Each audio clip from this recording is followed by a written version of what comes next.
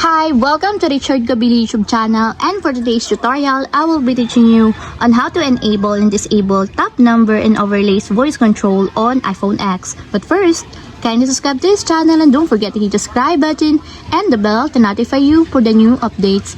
And let's start. Using our iPhone X from your home screen, first go to Settings. Then in the settings, scroll down and find the accessibility and then top. Then in the accessibility, scroll down again and go to physical and motor section and then tap the voice control. Then in this part in the voice control, go to this section and then tap the customize commands.